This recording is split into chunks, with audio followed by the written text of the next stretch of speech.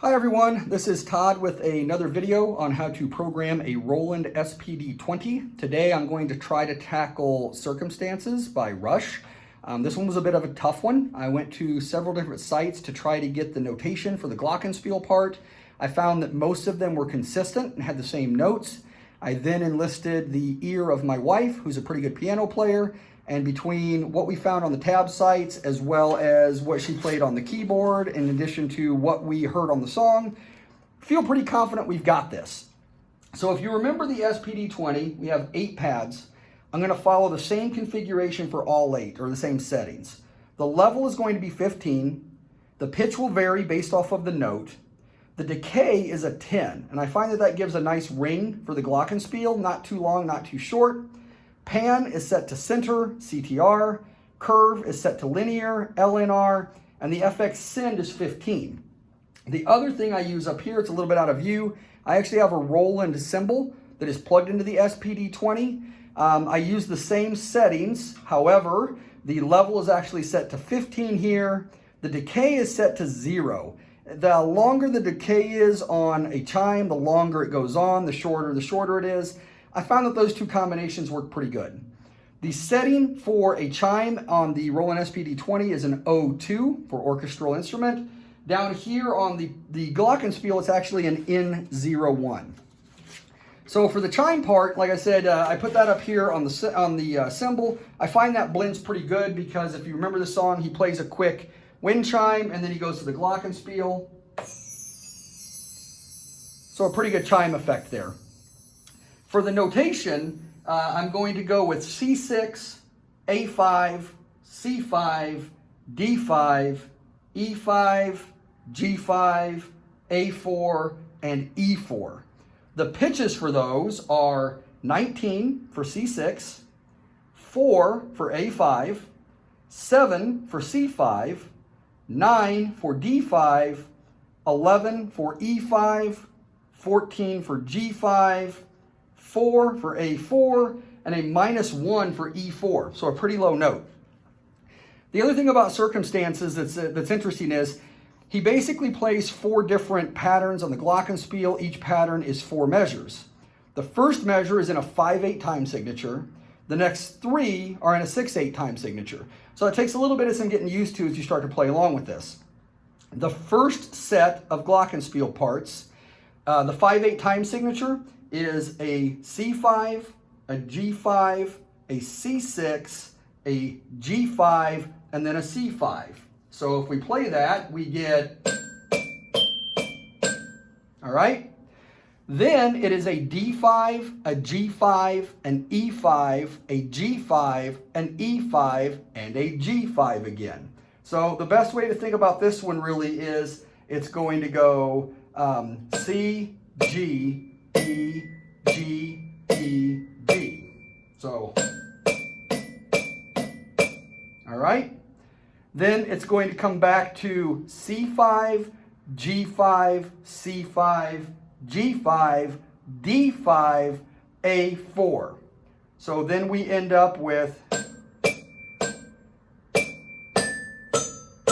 oh, except I hit that wrong, it's here.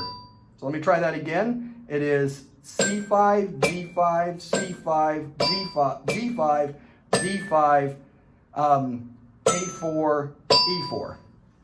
Okay, so let's try that at a little bit higher pace. We're going to get 1, 2, 3, 4, 5. 1, 2, 3, 4, 5, 6. 1, 2, 3, 4, 5, 6, 7. All right? The next one, the next pattern is C5, G5, then a C5 instead of a C6, G5, C5.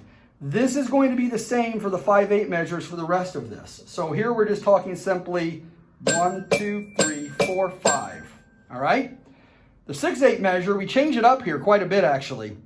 We're going to go to the D5 again, down here, then an A5, then back to the D5, back to the A5, G5, A5. So it's 1, 2, 3, 4, 5, 6. And then we wrap up with a little bit different one again. C5, G5, C5, G5, D5, A4, E4.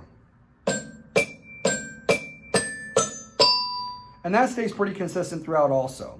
So if we look at the second turn through, 1, 2, 3, 4, 5, 1, 2, 3, 4, 5, 6, 1, 2, 3, 4, 5, 6, 1.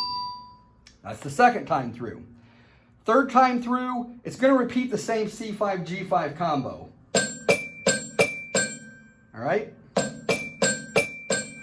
Then we're going to get D5 again, A5 again, D5 again. Then we change it. Whereas before it was the A5, now it is an alternation of G5, D5, and G5. So the second time through, we come through again. Then we go 1, 2, 3, 4, 5, 6. Repeat the same pattern for the last measure. Then the fourth time through, he repeats that exact same sequence. So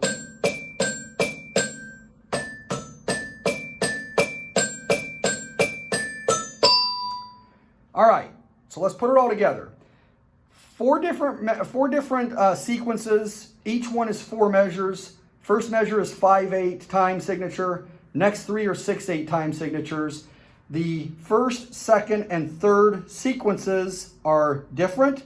The fourth sequence is the same as the third. So the first one, here we go.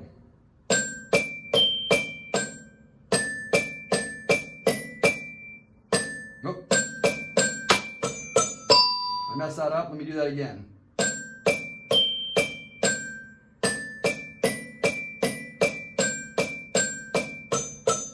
Except it should be here.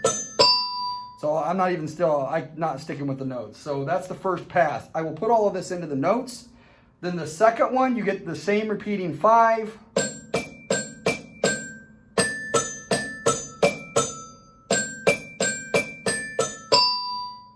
And then the third and fourth one match each other.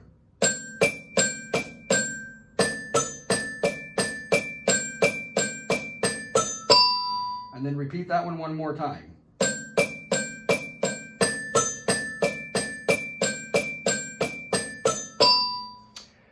So there you have it. I will put all of the proper notes into the comments or the section of the video. I hope that you find this works. If you think I missed something, please feel free to let me know. I'd be more than happy to correct it.